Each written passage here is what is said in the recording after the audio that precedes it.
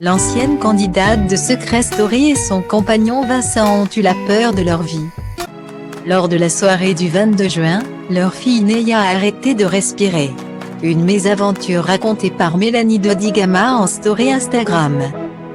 La soirée du 22 juin 2021 aurait pu virer au cauchemar pour Mélanie de Digama et son compagnon Vincent.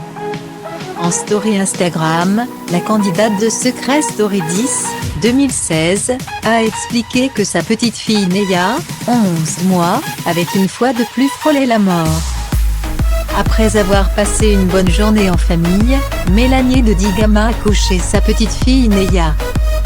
Elle a ensuite profité d'une soirée en amoureux, à la maison, avec son cher et tendre Vincent. Mais, alors qu'ils étaient en train de regarder un film, les tourtereaux ont connu une grosse frayeur. Grâce à la présence d'un moniteur de mouvement et de surveillance respiratoire positionné sous le lit du bébé, ils ont découvert que leur fille avait arrêté de respirer.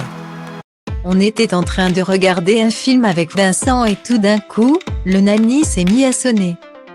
Vincent a couru. Elle avait la tête dans son matelas et elle ne respirait plus. Il a dû la secouer 3 fois pour qu'elle reprenne son souffle. Donc toutes les mamans qui me demandent si le nanny est quelque chose d'indispensable, s'il vous plaît achetez-en un. Ça n'a pas de prix. Ça vient une fois de plus de sauver la vie de ma fille, a-t-elle expliqué en vidéo. Et de préciser que Vincent ne l'a pas secouée comme elle l'a dit mais qu'il l'a simplement bougé. Car il ne faut jamais secouer un bébé. Puis, Mélanie de Digama a posté une photo sur laquelle on peut voir Neya dormir dans son lit. Elle a vraiment repris son souffle après que Vincent l'a bougé 3 fois. Une fois de plus. On a eu la peur de notre vie, on en tremble encore. Et cette fois-ci, ce n'était pas une question de doudou. Elle dormait la tête face à son matelas, peut-on lire en légende. Ce n'est en effet pas la première fois que Neya frôle la mort. En février dernier, alors que Mélanie de Digama et Vincent étaient en soirée chez des voisins, la nounou leur a fait savoir que leur fille avait arrêté de respirer à cause de son doudou. En fait hier soir le nanny car a sonné parce que Neya a arrêté de respirer. Donc manette, la nounou, note de la rédaction, a pris Neya, l'a soulevée, et Neya a repris son souffle.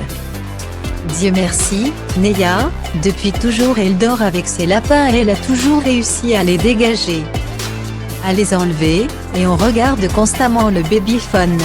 Hier, elle était couchée comme d'habitude avec son lapin sur le visage.